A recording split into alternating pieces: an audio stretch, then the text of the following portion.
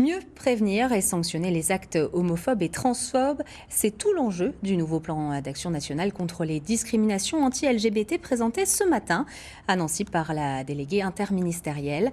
Des mesures très attendues par les associations après les récentes menaces à l'encontre de la communauté LGBT suite à l'annonce du concert de Bilal Hassani à Metz. Les détails avec Vincent Le Goff et Éric Bertrand.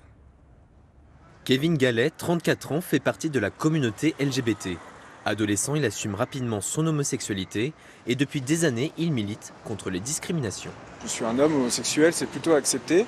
C'est plutôt plus compliqué pour d'autres catégories de personnes LGBTI+ aujourd'hui. Nous, on continuera en tout cas à y travailler comme bénévole, comme militant. La logique de la honte peut reculer. Et en 2013, il s'engage auprès d'Equinox, une association à Nancy. Au compteur, 250 adhérents et 30 bénévoles, mais tous regrettent un manque de moyens. Il va falloir insister, écrire pour obtenir des choses concrètes, quoi. Aujourd'hui, impossible de quantifier le nombre d'actes malveillants dans la région.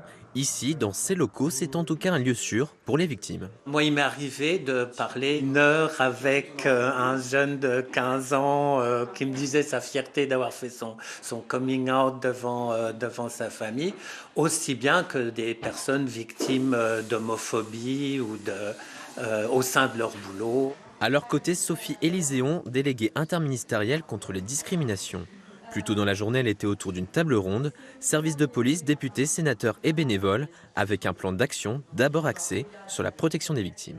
Ce qui se dégage, c'est la capacité à rendre visibles les personnes LGBT telles qu'elles sont et comme elles sont pour sensibiliser le grand public. Le mieux, effectivement, je l'ai compris, c'est d'abord de s'adresser sans doute à du tissu associatif pour avoir ce travail d'accompagnement, mais l'enjeu derrière, c'est bien d'aller déposer plainte. Si vous voulez ne plus être victime, faire en sorte que les auteurs soient condamnés, il faut déposer plainte. Les mesures seront présentées l'été prochain, des annonces attendues de pied ferme par les associations.